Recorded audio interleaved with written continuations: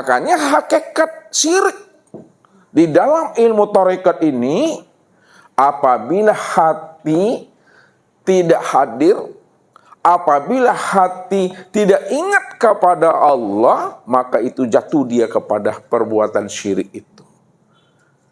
Jadi apa yang diingat di dalam sholat, itu yang menjadi Tuhan tuh. Ya.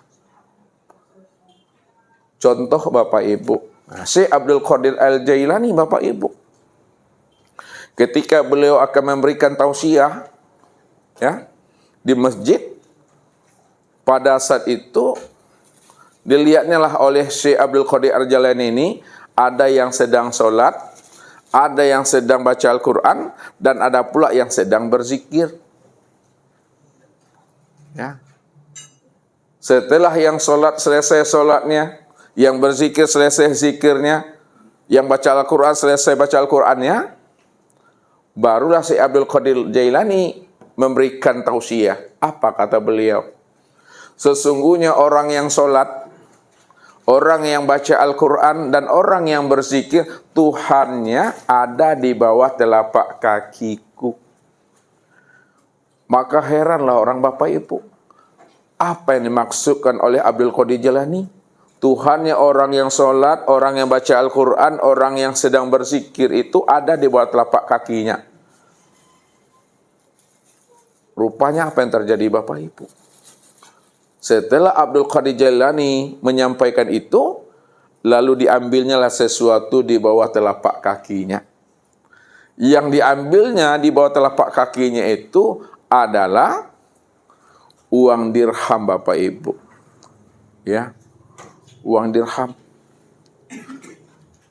Apa kata si Abdul Qadir Jailani?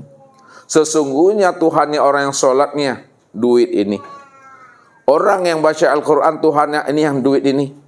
Orang yang sedang berzikir Tuhannya inilah duit ini. Apa maksudnya? Dia sholat tujuannya bukan Allah. Dia baca Al-Quran tujuannya bukan Allah. Dia berzikir tujuannya bukan Allah. Tujuan dia sholat adalah dunia. Tujuan dia baca Al-Quran adalah dunia. Tujuan dia berzikir adalah dunia. Itu yang duit itu. Ketika tujuannya itu adalah dunia, maka dunia itulah yang menjadi Tuhannya. Dunia itu yang menjadi sembahannya.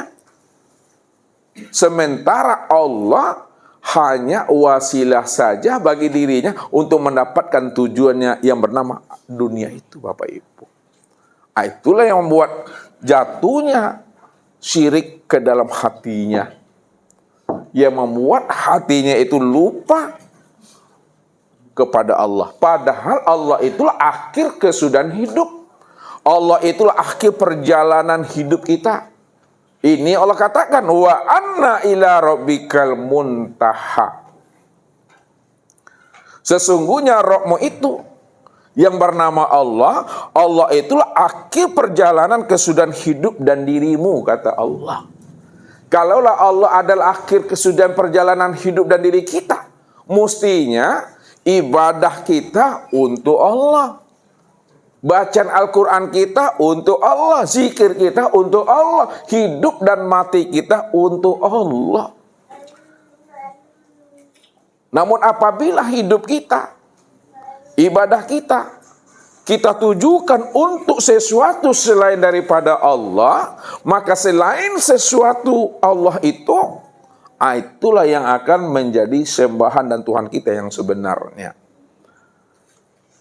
Nah, jadi yang dikatakan syirik dalam pandangan ilmu tarekat, makna hakikatnya apabila hati ini tidak ingat akan Allah, hati ini tidak hadir kepada Allah, di situ jatuhnya syirik itu Bapak Ibu. Nah, makanya Nabi katakan la sholata illa bihudurul qalbi. Nih. La sholata illa bihuduril qalbi. Tidak sah sholat ya apabila hati tidak ingat kepada Allah. Nah, kalau hati tidak ingat kepada Allah, maka itu yang dikatakan syirik. Makanya ulama kasyaf Bapak Ibu ya Syekh Junaid pernah dia menjelaskan kepada sahabat-sahabatnya, kepada temannya, kepada umat ini, apa kata beliau? Apabila hatiku tidak ingat kepada Allah sesaat, sedetik, maka aku hukumkan diriku ini murtad di hadapan Allah. Apabila hatiku tidak ingat, hatiku tidak hadir kepada Allah walaupun sesaat, walaupun sedetik, maka aku hukumkan bagi diriku ini, aku ini murtad, fasik di hadapan Allah. Begitulah dia mengetikotkan ke dalam dirinya. Ya. Supaya apa? Supaya benar-benar yang wujud semata-mata itu hanyalah Allah. Yang ahad itu yang sebenarnya, Bapak Ibu. Begitulah dia mentauhidkan, memurnikan wujud keesaan Allah itu dalam pandangan hatinya. Jangan sampai terpandang, jangan sampai tertilik, jangan sampai hadir dunia di dalam hatinya. Ya. Kalau udah hadir dunia di dalam hatinya, maka dihukumkannya bagi dirinya itu adalah murtad dan fasik itu, Bapak Ibu. Beda dengan orang yang tidak mengenal Tuhannya dengan pengenalan sempurna. Di dalam sholatnya nampak tenangnya, nampak khusyuknya, tapi hatinya diramaikan oleh dunia dan nafsunya. Sholatnya tenang loh, ya, kayaknya mati bisu, tapi hatinya itu ramai dengan dunia dan nafsu. Banyak di dalamnya itu, Bapak Ibu. Jadi kalau sholat, kalau dia punya utang, utangnya dibawa kepada Tuhan. Kalau dia bermasalah dengan anak menantunya yang dibawanya kepada Allah di waktu sholat itu. Ini berbahaya tuh. Ya, tubuhnya aja yang di masjid, tubuhnya aja yang di atas sejadah, tapi hatinya sudah ramai dengan dunia dan nafsu itu. Ini yang syirik itu. Ini nggak bisa dibohongi, Bapak Ibu. Manusia bisa kita tipu dengan perbuatan kita. Manusia bisa kita bohongi dengan tingkah laku dan perbuatan kita. Tapi hakikat rahasia hati ini Allah tahu. Ya'lamu ma fi qulubikum, kata Allah. Aku tahu apa yang menjadi isi hatimu, kata Allah. Apakah benar-benar kamu itu khusyuk kepada aku? Atau kamu itu benar-benar khusyuk kepada duniamu? Aku tahu, kata Allah. Tak bisa dibohongi itu. Ya. Oh, pakaiannya berjubahkah dia? Pakai gamiskah dia? Itu tak menentukan tuh.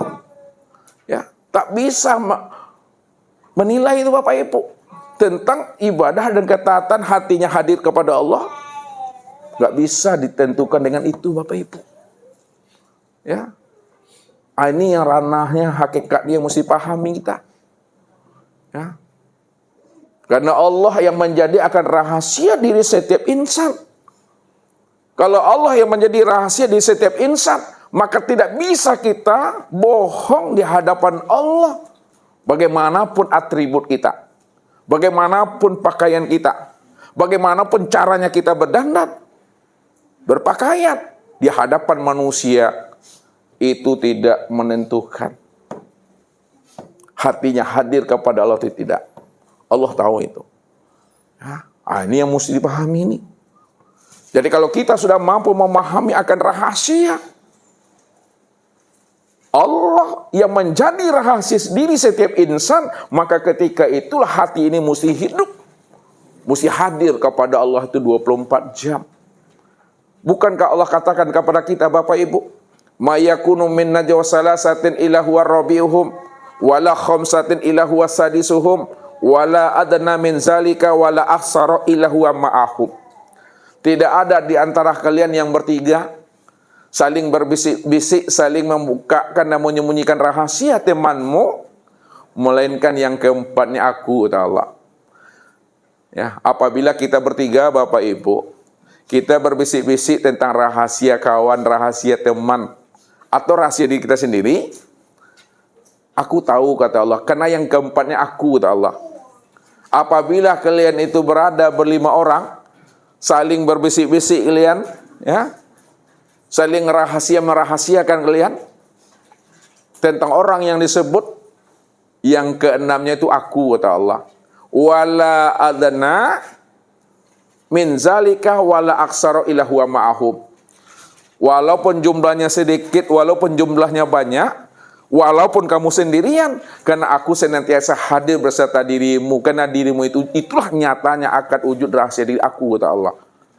Jadi tidak ada yang bisa disembunyikan di hadapan Allah. Nah, siapa yang hatinya hadir kepada aku, atau hatinya hadir kepada dunia dan nafsunya, aku tahu, kata Allah.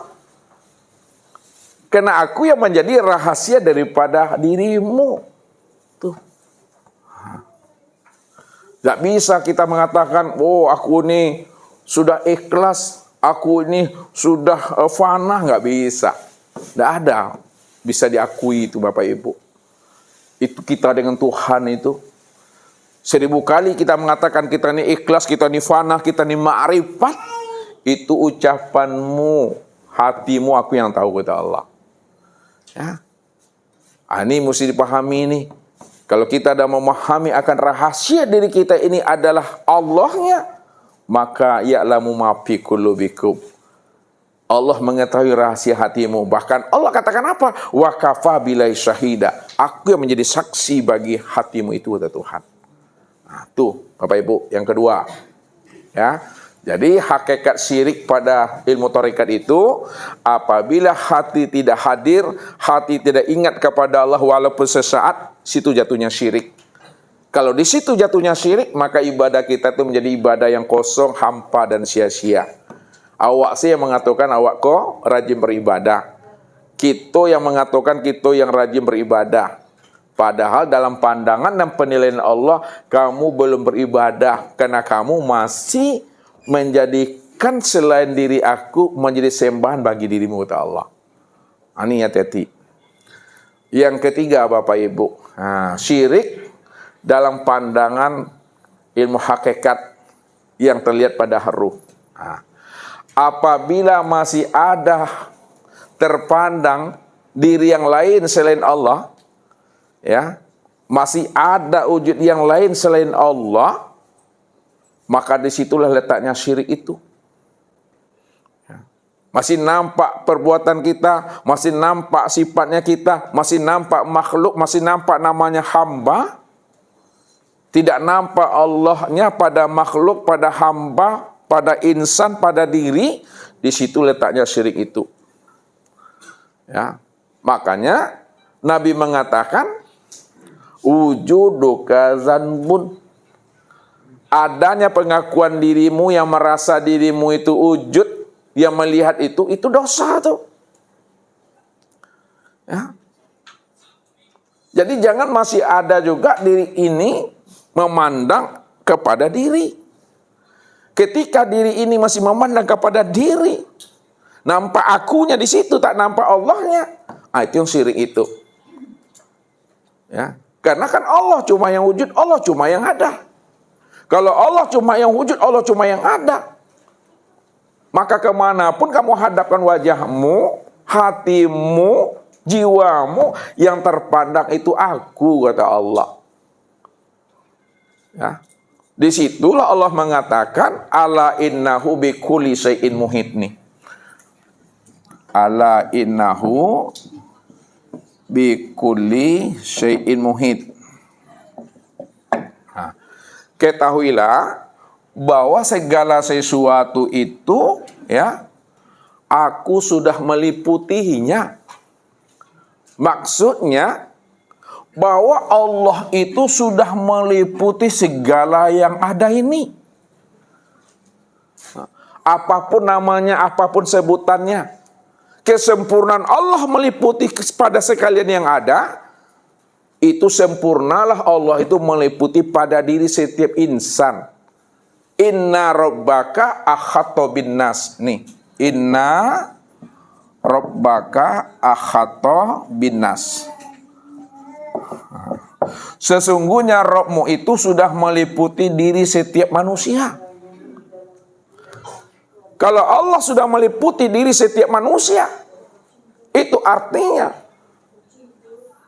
kemanapun kamu pandangkan, kamu arahkan penglihatanmu ke depan dan ke belakang, kiri dan kanan, kepada sesuatu apapun, mestinya yang terpandang itu aku, kata Allah. Tapi tak nampak kita Allahnya pada diri. Padahal Allah sudah meliputi diri ini. Tak nampak kita Allahnya pada diri. Yang nampak akunya kita. Yang memandang, yang berdiri, yang duduk. Itu yang syirik itu. Tujuh dekazan bun itu. Wujud dukazan bunnya. Wujud dukazan bun. Adanya wujud dirimu itu yang dosa tuh. Ya.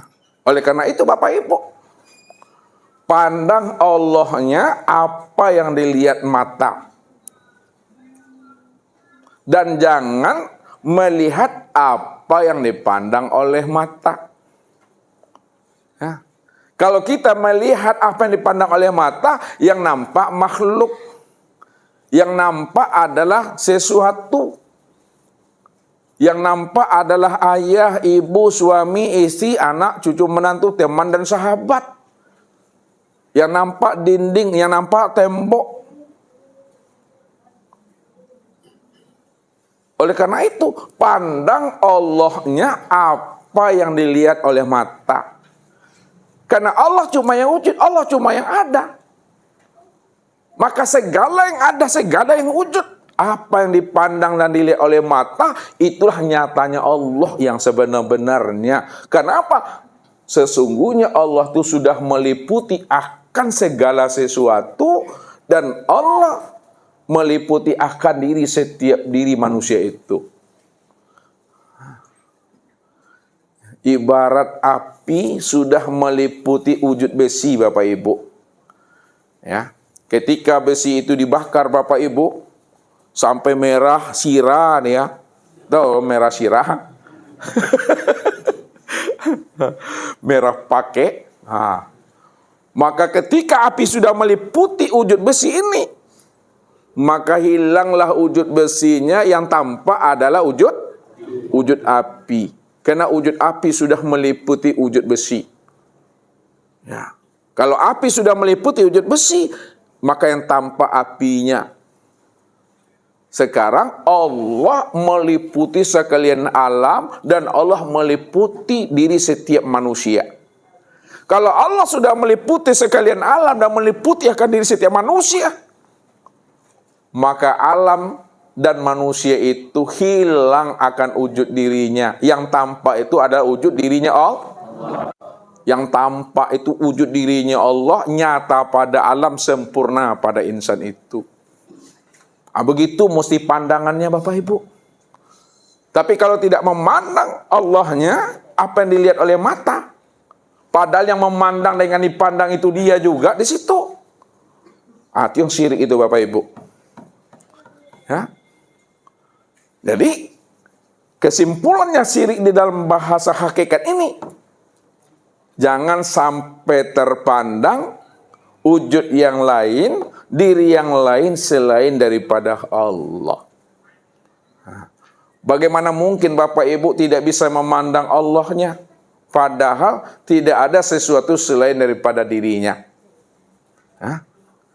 Bagaimana mungkin Bapak Ibu tidak mampu memandang Allahnya, padahal sesuatu yang lain itu tidak pernah ada?